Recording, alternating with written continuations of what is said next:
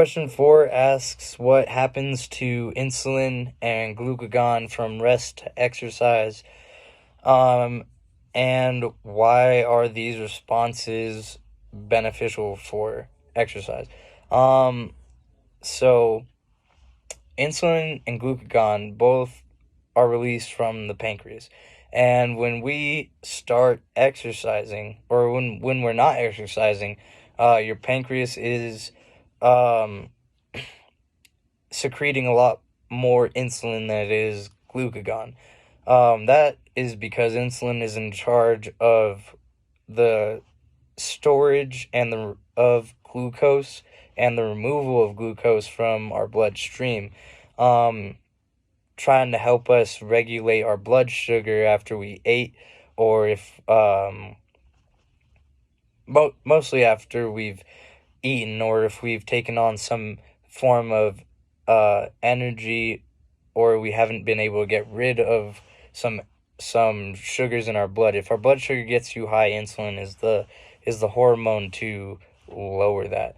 Glucagon, on the other hand, is the exact opposite, and it will stimulate glycogen or liver glycogen breakdown into glucose, and then the liver will disperse that glucose into the blood to effectively raise our blood sugar.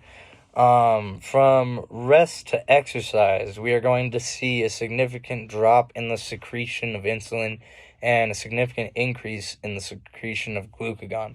This is because when we're exercising, we need those sugars in our blood to use to create ATP so we can continue contracting our muscles. Insulin is a bad hormone to have in floating around your blood for that, because it's going to store up the glucose that is in your blood, and remove it, and we're going to have a lower blood sugar, so we're going to have less glucose in our blood to use for to utilize for these muscle contractions. So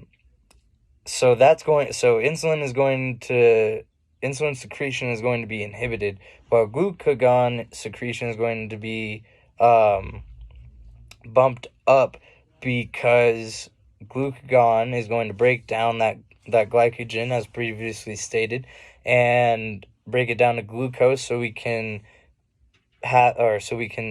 liver will then insert that glucose into our bloodstream, and it will raise our blood sugar levels. This is good for us because as we are exercising, we're going to be using those sugars for energy to sustain muscle contraction. So, and we need both of these working, because if our blood sugar gets too high or too low, we're going to see a bunch of problems. So we need both insulin and glucagon